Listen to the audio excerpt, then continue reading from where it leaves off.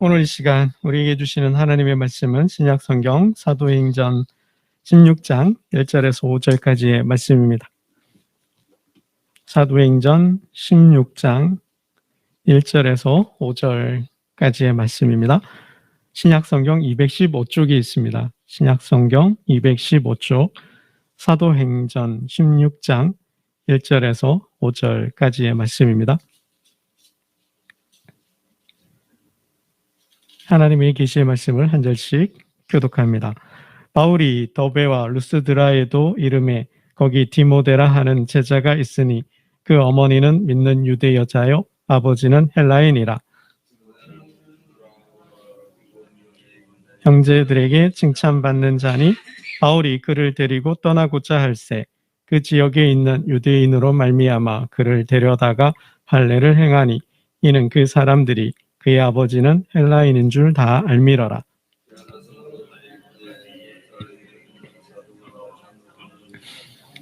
규례를 그들에게 주어 지키게 하니 함께 읽겠습니다. 이에 여러 교회가 믿음이 더 굳건해지고 수가 날마다 늘어가니라. 아멘.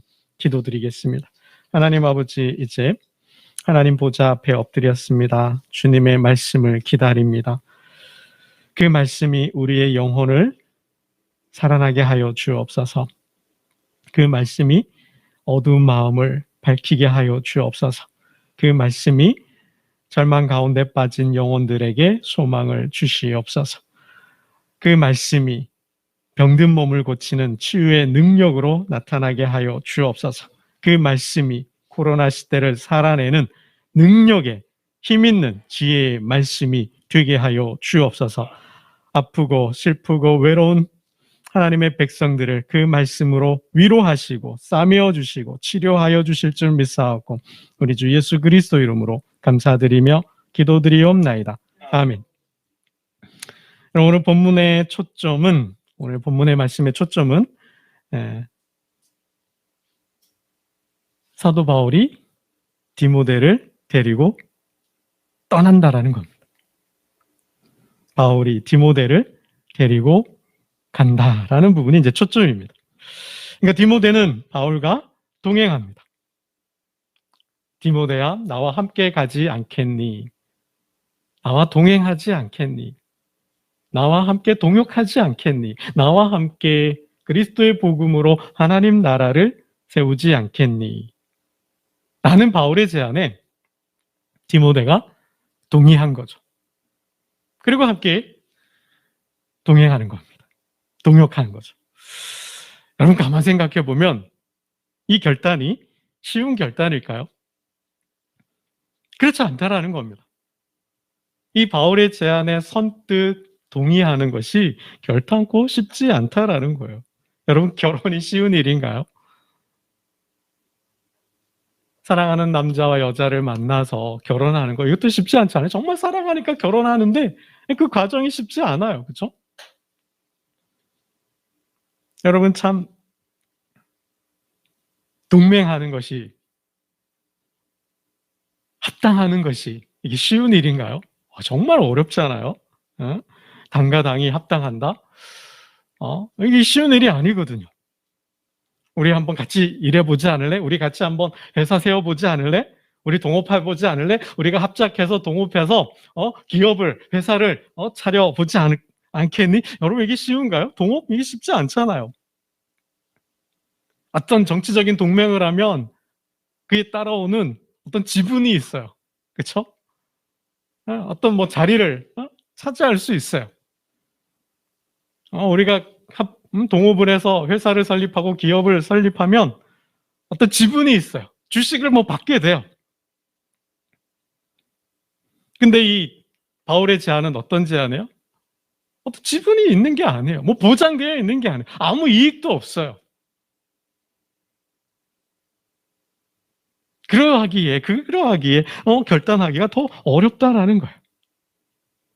여러분 이 바울과 바나바의 이 만남, 동행은 동맹도 안 해요. 어떤 정치적인 동맹도 안 해요. 지분도 없어요. 권력을 나누는 것도 안 해요. 권력이 따라오는 것도 안 해요. 그렇다고 함께 회사를, 사업을 함께 하는 거 안 해요. 그래서 이익을 나누는 그런 것도 없어요. 주식, 집은 없습니다. 그냥 고생을 나눌 뿐이고, 따라오는 보상, 이익, 권력 아무것도 없어요. 그러하기에 쉬운 결단이 아니라는 거죠. 그럼 우리 두 가지를 생각해 볼 수 있어요. 디모데 편에서 생각해 볼 수 있고 바울의 편에서 생각해 볼 수 있어요. 디모데는 함께 떠나자, 함께 동행하자, 함께 동역하자는 이 바울의 제안을 어떻게 받아들일 수 있었을까? 어떻게 함께 떠날 수 있었을까?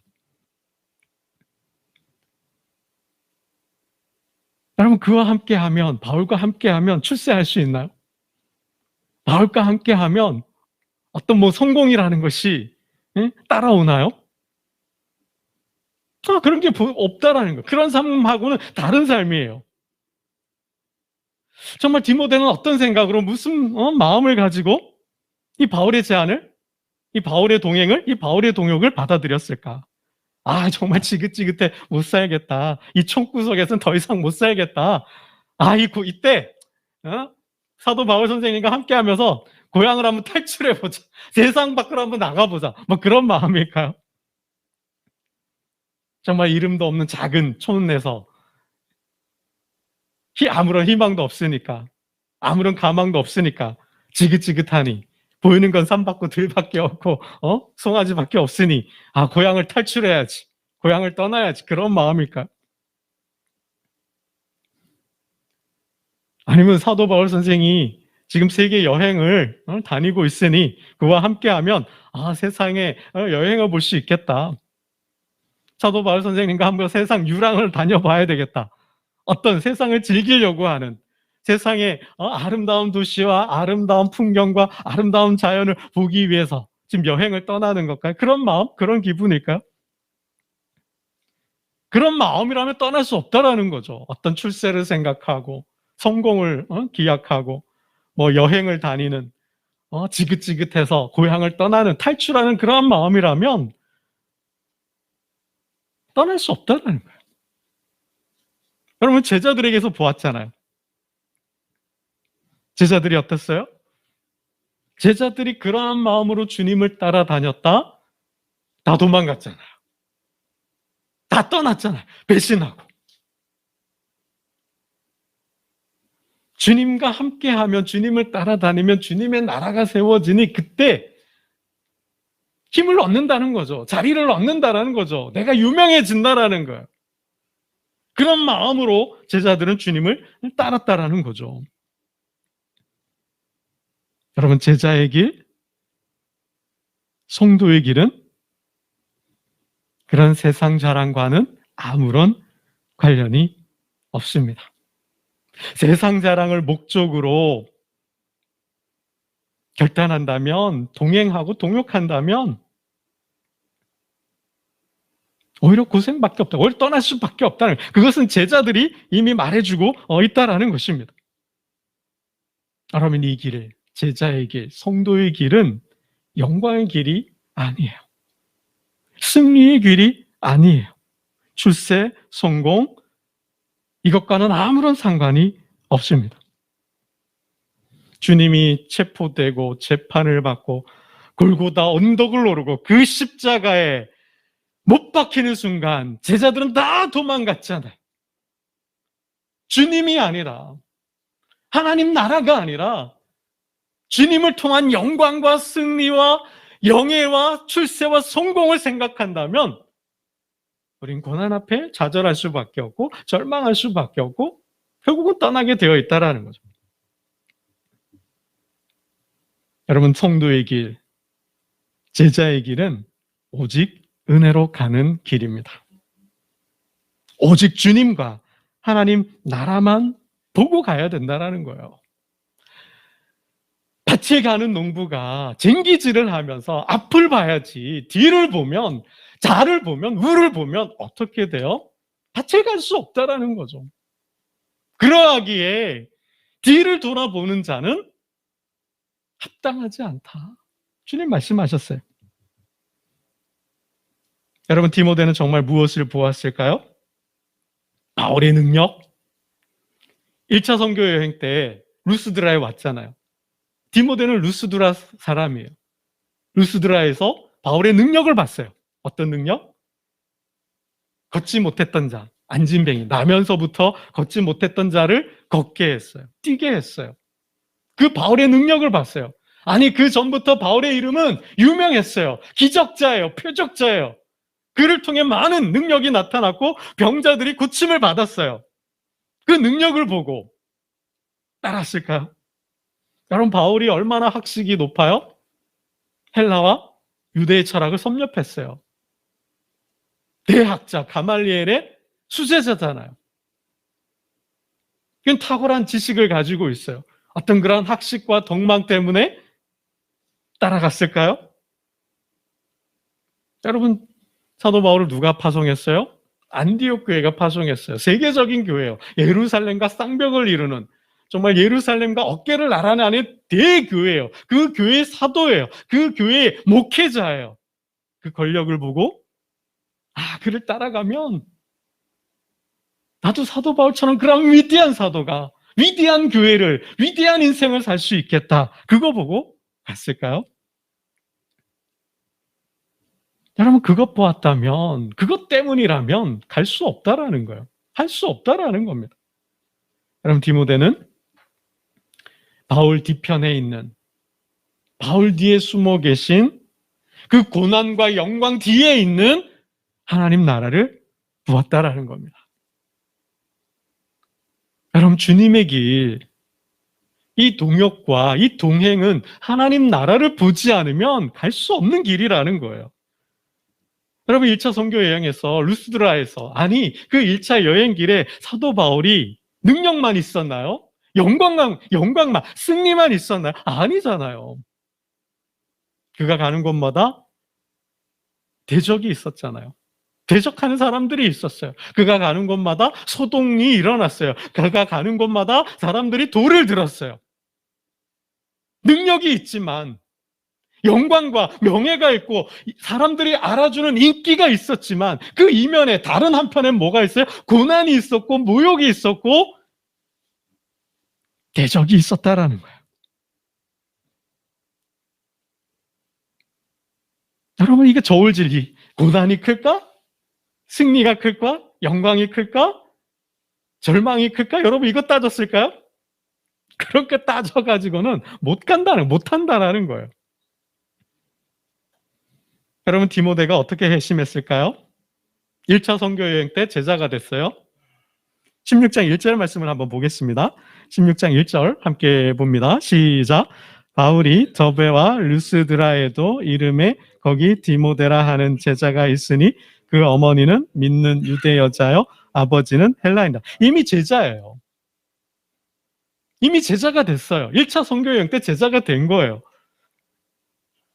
디모데가 어떻게 회심을 해서 제자가 됐는지, 어떻게 믿음의 아들이 됐는지, 어떻게 그리스도인이 됐는지는 자세하게 소개하고 있진 않아요. 그러나 분명한 것은 1차 선교여행 때 루스드라에서 바울을 만났고 바울을 통해서 복음을 듣고 제자가 된 거예요. 예수 믿는 사람이 된 거예요. 그럼 어떻게 디모데가 회심했을까? 많은 병자들을 고치는 그 능력을 보고? 아니, 그보다 더 큰 사건이 있죠. 여러분, 바울은 루스드라에서 안진뱅이를 고치고, 누구예요? 그 그리스 신화에 나오는 신들이 임했다. 제우스가 왔다. 헤르메스와 우리가 이게 찾아왔다. 사람들이 제사를 드리려고 하잖아요. 여러분, 그거 보고 회심했을까요? 아니죠. 그거보다 더 큰 사건이 있었어요. 이고니에서 내려온 유대인들이 사도 바울을 잡아다 성 밖으로 내쳤고 거기서 돌로 쳐 죽이려 했어요. 바울은 돌에 맞았죠. 죽을 뻔한 거죠. 기절했어요. 쓰러졌어요. 그런데 어떻게 해요? 다시 찾아왔잖아요. 여러분, 그 대목 우리 한번 보겠습니다. 14장인데요. 19절. 14장 19절이에요. 1차 선교 여행 때죠. 루스드라에서 있었던 일이에요. 14장 19절 우리 함께 보겠습니다. 14장 19절 함께 봅니다. 시작. 유대인들이 안디옥과 이고니온에서 와서 무리를 충동하니 그들이 돌로 바울을 쳐서 죽은 줄로 알고 시외로 끌어내치니라. 앞에는 안진뱅이를 고쳐서 사람들이 막 신이 왔다. 그 신에게 우리가 예배를 드리자 막 소동이 일어난 거예요. 근데 이후에 보니까 무슨 일이 있었어요? 유대인들이 이고니온에서 내려와서 돌로 친 거예요. 죽을 뻔한 거죠. 죽은 줄로 알았대. 그래서 성 밖으로 내쳐 놓은 거예요. 근데 바울이 깨어났어요. 그리고는 다시 찾아와요. 여러분 22절을 함께 보겠습니다. 다시 돌아와서 하는 말이에요. 22절, 14장 22절이에요. 14장 22절 함께 봅니다. 시작. 제자들의 마음을 굳게 하여 이 믿음에 머물러 있으라 권하고 또 우리가 하나님의 나라에 들어가려면 많은 환난을 겪어야 할 것이라 하고 또 찾아온 거예요. 돌에 맞아 죽을 뻔했는데 나를 돌로 치려고 하는 사람들이 있는데 생명의 위협을 받고 있어요. 그러한 유대인들이 득실거려요. 발각되는 순간, 발견되는 순간 또 잡혀서 또 돌 맞을 수 있는 상황인데 근데 또 찾아왔어요. 그러면서 하는 말이 뭐예요? 마음을 굳게 하라. 믿음에 머물러 있으라. 하나님 나라에 들어가려면 고난도 당한다라는 거예요. 여러분 이 말씀을 들을 수 있어야 합니다. 그의 능력 속에 임한 하나님 나라도 있지만 그의 고난 속에 임하는 하나님 나라도 있다라는 거예요. 도대체 뭘까? 이 사람은 누굴까? 정말 이 사람이 전하는 예수는 누구일까? 정말 그 예수가 말하는 하나님 나라는 도대체 무엇일까? 여러분 이거를 느껴야 된다라는 거예요. 이걸 경험할 수 있어야 한다라는 거예요. 정말 이 사람 뭐지? 우리와 같은 성정이 같은 사람인데 어떻게 이 사람이 병자들을 고치지? 귀신을 쫓아내지? 그것도 중요하지만 그것보다도 이러한 고난 속에서도 이렇게 돌 맞는 상황 속에서도 그 숱한 모욕과 그 숱한 대적과 소동과 소란에도 불구하고 굴하지 않고 복음을 전하는 그 예수와 그 예수의 삶 속에 임하는 하나님 나라가 뭐냐라는 거죠. 여러분 이걸 볼 수 있어야 한다는 거죠. 디모데는 영광이 아니에요. 고난도 아니에요. 그 이후에 배후에 있는 하나님 나라. 예수를 보았다라는 겁니다. 그의 삶에 있는 영광이 아니에요. 그의 삶 속에 있는 영화가 아니에요. 그의 삶 속에 있는 고난도 아니에요. 그 이후에 있는 하나님의 나라. 예수 그리스도의 삶 가운데 임하였던 그 하나님 나라를 본다면 그 바울의 제안에 함께 가자는, 함께 동행하고 함께 동역하자는 제안에 받아들일 수 있다는 거죠. 그래서 회심할 수 있었다라는, 그래서 제자가 됐다라는 거죠.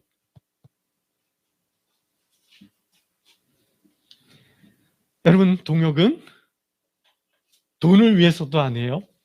동역은 승리와 영광을 위해서도 아니에요. 동역은 세상의 부귀, 세상 자랑이 아니에요. 그것 때문이라면, 그것이 목표라면 우리는 할 수 없다라는 거죠. 어느 순간에 제자들이 떠났듯이 우리는 떠날 수밖에 없어요. 왜요? 나와 생각이 다르니까. 여러분 제자들이 어때요? 주님 무슨 말씀이십니까? 아니 되옵니다잖아요. 아니 되옵니다. 가시면 안 됩니다. 가서는 안 됩니다. 갈 수 없습니다잖아요. 그들의 고백이 무슨 의미가 있어요? 주님 제가 끝까지 함께 할게요. 제가 주님을 도와드릴게요. 제가 주님을 지켜드릴게요. 다른 사람은 몰라도, 다른 사람은 다 떠나도 저는 주님과 끝까지 함께 하겠습니다. 설령 주님이 죽으시더라도. 여러분 그런 고백이 무슨 필요가 있어요? 너희가 나를 누구라 하느냐? 하나님의 아들이십니다. 메시아이십니다. 우리의 구주이십니다. 그 고백이 무슨 상관이 있어요? 아니죠. 진정 그 안에, 예수님 안에, 그리스도의 삶 속에 임한 하나님, 그 나라를 보지 못하면 따라다닐 수 없다라는 거예요. 여러분, 디모데의 결단에는 바울과 그가 전하는 복음 속에 담긴 하나님 나라, 예수 그리스도의 나라를 보았다는 사실입니다. 여러분, 우리가 두 번째 생각해 보아야 될 것, 바울은 무엇을 보고, 디모데에게서 무엇을 보고 그런 제안을 했을까라는 거예요. 나와 함께 하지 않겠니? 나와 동역하지 않겠니? 도대체 디모데에게 무엇을 보았기에 디모데를 찾았을까라는 거죠. 여러분, 내가 회사 사장이에요? 기업의 회장이에요? 올해 공채를 해요? 신입사원을 뽑아요? 어떤 사람을 뽑으시겠어요? 스카이? 수도권의 대학 출신? 뭐 영어는 얼마나 잘하고 이제 영어 뭐 몇 개국어를 하는지 그 사람의 자격증들 여러분 이거 보시겠어요? 내가 결혼을 해요. 한 남자를 만나서 한 여자를 만나서 결혼을 해요. 이제 프로포즈를 해야 돼요. 여러분, 어떤 사람에게 누구에게 프로포즈를 하시겠어요? 내 며느리, 내 사위를 맞으려고 해요. 어떤 사람을 사위로 맞고 며느리로 맞으시겠어요? 여러분, 내가 스승을 만나려고 해요. 어떤 사람을 스승으로 만나겠어요? 그럼 한번 깊이 생각해 보셔야 된다는 거죠. 참 많은 사람들이 이혼을 하는데 제가 아는 한 커플을 보니 정말 죽도록 사랑해서 결혼했는데 이혼했어요. 결혼하자마자 뭐 1년도 채 못 살고 이혼했어요. 그 이유를 봤더니 남자가 도박 중독이에요. 도박 중독에 빠져가지고 뭐 함께 살 수가 없는 거죠. 뭐 집에 돈이 남아나지 않는 거죠. 돈만 생기면 거기 가 있는 거예요. 빚이란 빚은 다 내는 거죠. 그러다가 돈 없으면 어떻게 해요? 폭력, 폭행도 행하는 거예요. 그럼 뭐 살 수가 없는 거죠. 뭐 이거 뭐 밑빠진 독이니까 결국 이혼했어요. 못 본 거죠. 여러분, 만나서 결혼해서 살아보니 뭐야? 이 사람이 알코올 중독이에요? 뭐 살 수 있겠어요? 그냥 못 사는 거죠. 살 수가 없는 거죠. 만나서 보니 좀 정신적으로 문제가 있어요? 안 되는 거죠. 여러분, 뭘 놓치고 있는 거예요? 그 사람의 본질을 못 보고, 그 사람의 됨됨이잖아요. 그 사람의 성품, 그 사람의 인품을 봐야 되는 거죠. 사람 자체를 봐야 되는 거죠. 사람을 못 보고 그 사람의 배우로, 그 사람의 어떤 외모죠.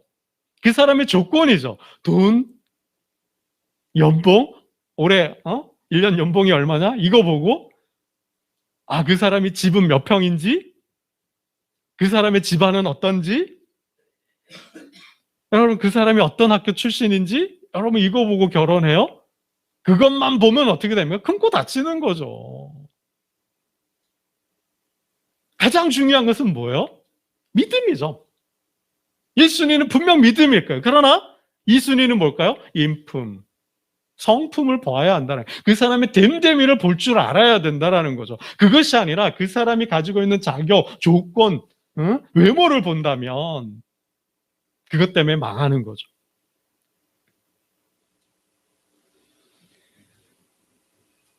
여러분, 하나님께서는 무엇을 보실까요?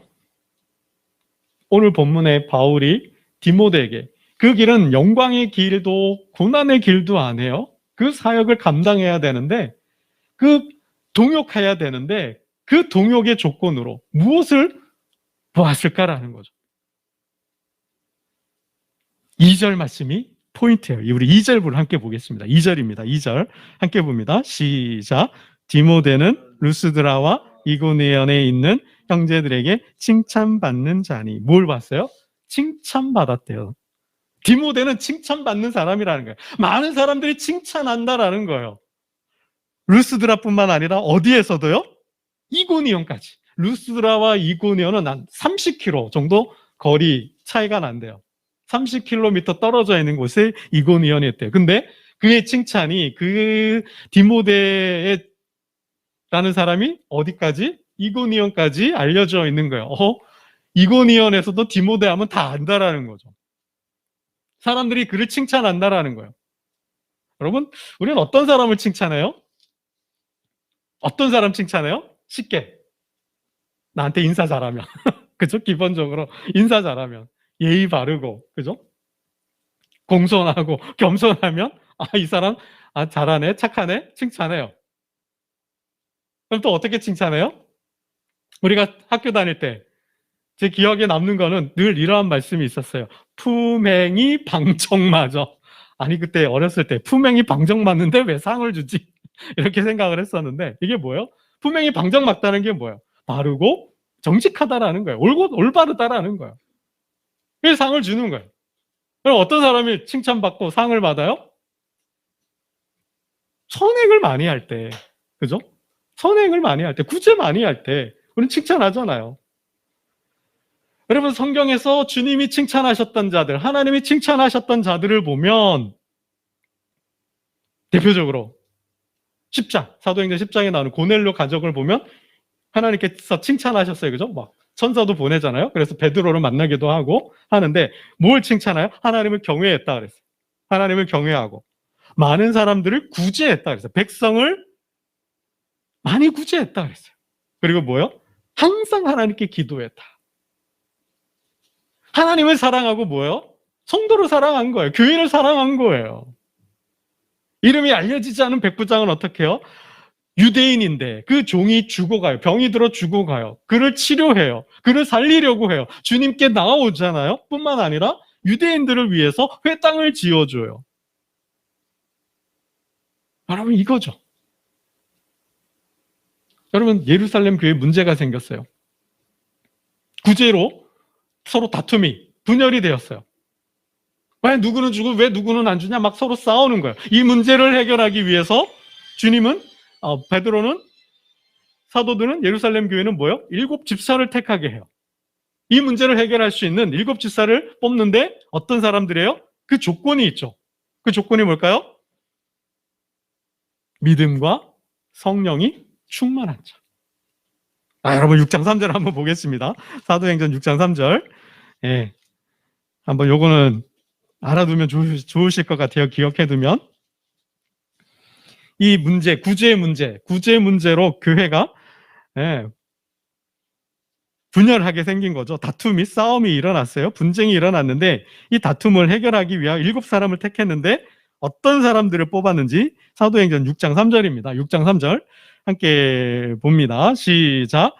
형제들아 너희 가운데서 성령과 지혜가 충만하여 칭찬받는 사람 7을 택하라. 어떤 사람이에요? 성령이 충만하고 말씀이 지혜가 충만하고 그 다음 뭐예요? 칭찬받는 사람이라는 거예요. 여러분, 돈이 아무리 많으면 뭐예요? 아무리 좋은 학교 나오면 뭐예요? 아무리 실력이 뛰어나고 자격증이 많으면 뭐예요? 그 사람이 인격이 인품이 형편없다면 폭력을 일삼고 사람을 우습게 여기고 사람은 내 마음에 안 든다고 주먹을 휘두르는 그런 사람이라면, 중독에 빠져 있는 사람이라면 그가 아무리 부자고 뭐 대통령의 아들이라 한들 결혼해서 살 수 있겠어요? 그런 사람을 교회 일꾼으로 세울 수 있겠어요? 그런 사람을 내 제자로 나의 스승으로 세울 수 있겠냐라는 것. 가장 중요한 게 뭐예요? 칭찬받는다는 거예요. 성품이, 그 사람이 어떤 사람이냐가 중요하다는 거죠. 여러분, 사실 제가 요즘 스승을 모시려고 합니다. 스승을 찾고 있어요. 한 몇 년 전부터 제 인생의 멘토를 삼고 따를 사람을 찾고 있는데 진짜 쉽지 않더라고요. 여러분에게는 개인적으로 인생의 멘토, 인생의 스승이 계신가요? 여러분 반드시 있으셔야 돼요. 인생의 멘토, 나의 모든 삶, 직업적인 문제든 사람의 문제든 인생의 문제든 어떤 어려움이든 흉금을 터놓고 다 얘기할 수 있는, 정말 나를 인도해주고 이끌어주고 좋은 덕담과 좋은 지혜를 말해줄 수 있는 선생이 필요한 거예요. 왜요? 우린 다 알 수 없으니까. 저 같은 경우는 지금 배우고 있는 입장이고 공부하는 입장이다 보니 그런 스승을 필요성을 많이 느껴요.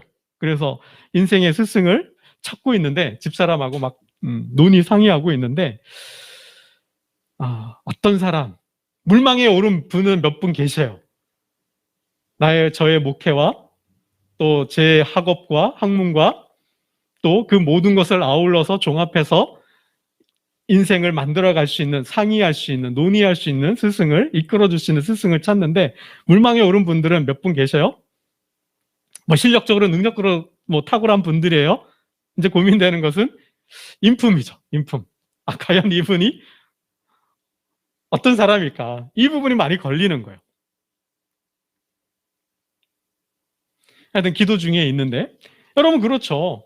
내가 사업을 하든 내가 뭐 영적인 교회 생활을 하든 내 모든 삶을 다 터놓고 이야기하고 인도해 나갈 수 있는, 상의할 수 있는 멘토, 여러분 정말 중요합니다. 친구도 필요해요. 그리고 나의 그 모든 것을 전해줄 수 있는 후배나 제자도 필요해요. 여러분 이런 관계가 필요합니다. 중요해요.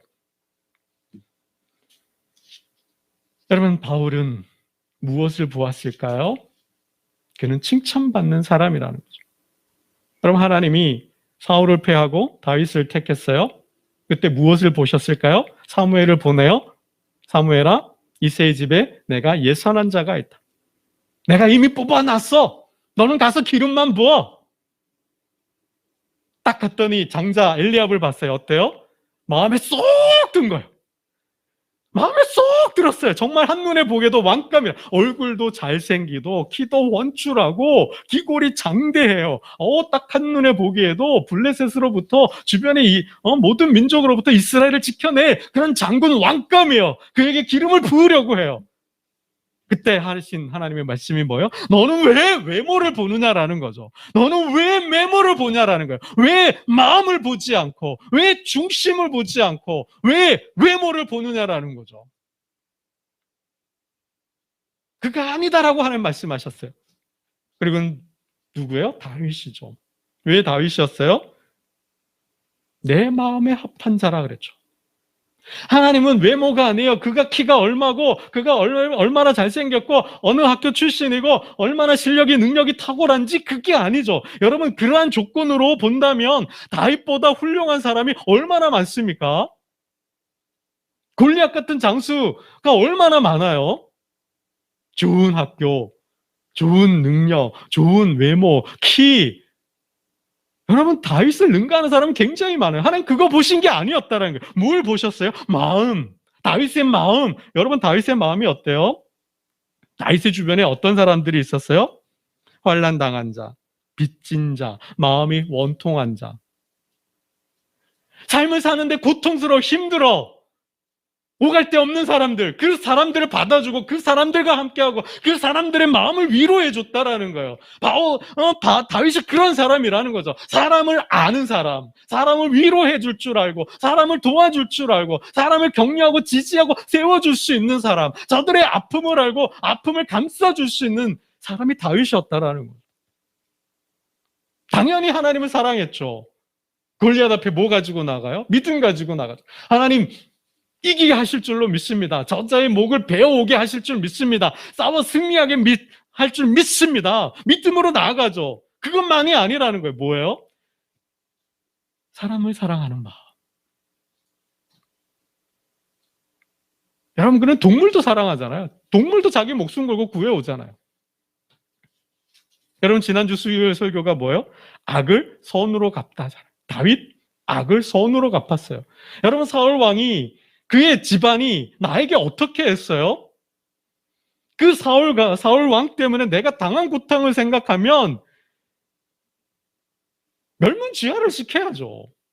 사돈의 8천에 이르긴 그 모든 족속을 다 죽여야죠. 그래도 아마 화가 안 풀릴 거예요. 근데 다윗은 어떻게 해요? 사울 왕의 손주를 복직시키잖아요. 그의 모든 재산을 돌려줘요. 그리고 자기 상에서 먹게요. 아들로 삼은 거예요. 양자 삼은 거예요. 다윗이. 그런 사람이라는 거죠. 그럼 우리가 어떻게 교회를 세워갈까요? 교회는 동역입니다. 교회는 절대로 혼자 세울 수가 없어요. 하나님의 역사에서 하나님의 가정을 세우고 나라를 세우고 어떤 가문을 일으키고 어떤 일을 할 때 사명을 주고 그 사명을 감당하게 할 때 한 사람만 붙이고 그 사람만 보내셨나요? 아니에요. 동역자를 붙여주었어요. 그와 함께 할 수 있는 사람들을 보내주셨다라는 거예요. 함께 하나님 사역을 하는 거예요. 여러분, 하나님도 혼자 다 일하시나요? 성부 아버지만 다 일하시나요? 아들아 가만히 있어. 성령 너 가만히 있어. 내가 다 할게. 그게 아니잖아요. 창조에서부터 그 역사를 경영하고 민족 아브라함을 택해서 민족을 이루고 그와 한 약속을 지키고 메시아를 보내서 이 땅에 하나님 나라를 세우는데 성부, 성자, 성령 하나님이 동시에 동역하잖아요. 여러분, 교회는 그렇게 세워진다라는 거예요. 근데 어떤 마음이어야 돼요? 마음이 맞아야 돼요. 마음이 하나가 되어야 돼요. 믿음이 하나가 되어야 돼요. 믿음이 다르면 안 돼요. 마음이 달라도 안 돼요. 그렇죠? 결정적으로 무엇보다 중요한 것은 저와 여러분의 삶 속에 예수 그리스도가 계셔야 돼요. 그 예수 그리스도 안에 임한 그 예수 그리스도가 말씀하신 하나님 나라를 보아야 돼요. 이 하나님 나라를 보지 못하면, 이 하나님 나라가 없다면, 저와 여러분의 삶 속에 그리스도가 없다면 절대로 교회 세워지지 않습니다. 사명 감당할 수 없어요. 세상의 빛과 소금 절대로 역할할 수 없다는 사실입니다. 저와 여러분 안에 계신 그 그리스도와 그 은혜로 그 그리스도가 보여준 하나님 나라를 체험으로 마음을 맞추어 이 교회와 여러분의 가정과 직장과 일터를 천국으로 바꾸어가는 저와 여러분 되시기를 주님의 이름으로 축원합니다. 기도드리겠습니다. 하나님 아버지, 이 길은 고난의 길도 영광의 길도 아님을 고백합니다.